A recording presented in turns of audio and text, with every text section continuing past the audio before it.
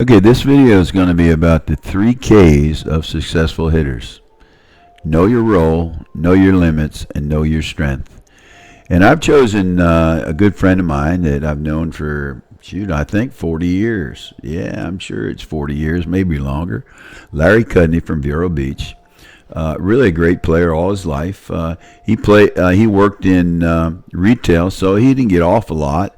And I tried to recruit him on a lot of my 40 and over teams. I think it was starting in the 40s when I tried to recruit him, maybe younger, I don't know. But he couldn't play. But now, he's retired and he gets to play, and he's still one of the best players. And I chose Larry because he's a very effective hitter, maybe 750, sometimes 800. Good defensive player. He's fighting the old age just like us all, but he's still one of the better ones. And listen to Larry and watch some of his swings, and you'll see why I chose him as my guy to talk about know your role, know your limits, and know your strengths, and still be a great ball player. Going. Well, here's my little buddy. He's not. This is Larry Cudney from Vero Beach. He's not a home run hitter, but I've been trying to recruit him for how many years? When I start recruiting, about 80s. 80s, yeah. He's one of the best shortstops in the area. Now you're 70, right? 72. 72. Yeah, he played on our world champion. Well, that year we won the Nationals, but not the world. 2020. Yeah, you actually made the play that made us win. I can see it today, man. There was a shot in the hole. He was way deep. He's running across. Whoa, he gets it, and we win. And then Timberwolves came back to kill us for 2 games. But we're not here for that. This guy is a great base hitter, okay? And I just want to talk to him. Why are you so successful as a base hitter? Well, a lot of times I'm leading off, and my philosophy is, as a leadoff hitter, that's your job, is to get on base.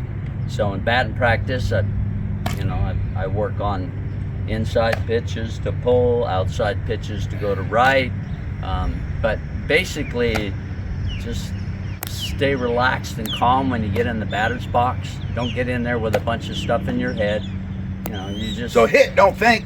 Basically. Have a strategy. Did you see my 4 points? I have. What do you think about those, as far as...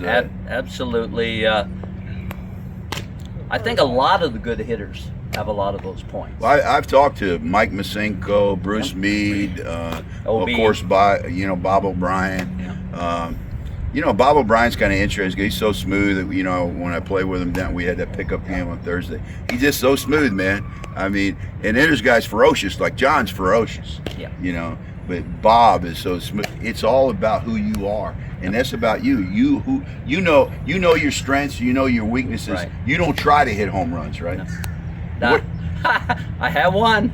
That was my first one and last one. I hit one in South Vero back a long time ago. Well, you got to go to Vegas more. You might get one in Vegas.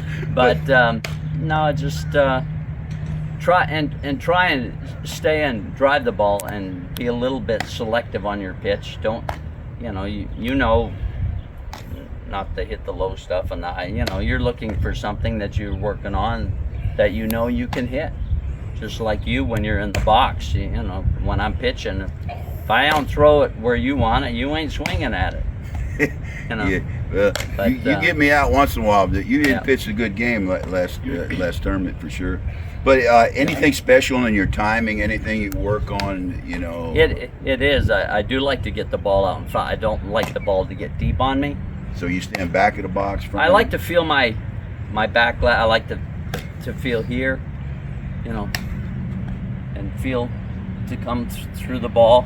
If you're up here, you're not. You want to, like a lot of the instruction hitters that I hear and watch, they're wanting their bat back to come through the ball. They don't want to be here and then go back and up. So I extra try movement for nothing, right? Yeah, right. More less movement. Absolutely important. Yeah, I forget who I was watching the other day, and he was talking about the less movement, and that certainly is, because I try to just go from here, and when I step for it, my arms come back. Watching your you know, taking these phones and doing that slow motion and watching your swing, you learn so much from that. That would be something. I mean, get a friend, have them tape you, videotape you, and look at it slow motion. What an education! I mean, this tool is great. Anything you'd you know, say to the the players out there? You know, a lot of videos out there, the guy says, "Hey, be a home run hitter," and a big old strong guy walks up there and goes, boom! I wish I could hit like that. That's why I went to the overlap grip, to make me more of a home run hitter. You know? Did you know I used the overlap grip when I was younger, right? I know you've used it a long time. I didn't know when you started. Yeah, when I've always seen when I was 30, in my 35, it was great. But, get out there and get some batting practice. A lot of the guys that play in some of these leagues and are older leagues, they don't even, they just come out. They have no game plan, no idea. You know, get out there, you know, get your swings and see what you're doing. And there's someone that'll help you to correct, you know, if you're having problems. But yeah. But do you believe the concept that you can do whatever you want to do as long as you do it consistently? And you ain't hitting it at them, right? Right. Yeah.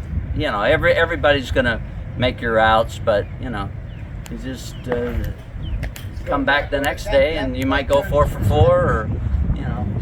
But you can be a 600, 700, 800 hitter if you like this guy. And look, you don't have to be a home run hitter. This guy stays within himself. He's one of the best. You're the best, buddy. Thank you, Ed.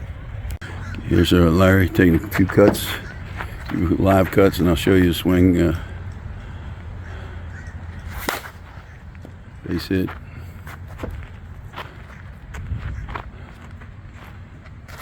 Another base hit.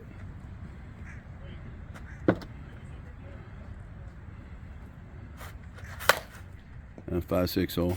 You just saw Larry have 3 hits in a row. And now these are slow motion that I'm going through. There's another one. You see that shot? It's right over, in a 5-6 hole. That was about the third one he rolled off in a row. And here we continue. Here's another one. He's coming around. Nothing fancy. He's not really swinging hard. He's just, look at the same spot. That's like, I think 4 out of 5, maybe 5 out of 5. I forget if. But he's not over swinging. He's not muscling up. Now this one, he's going to take the other way. He drove that to right field on the right side. It's like, I don't know, 3, 4, 5, 6, 7 hits in a row or something like. Here's another one.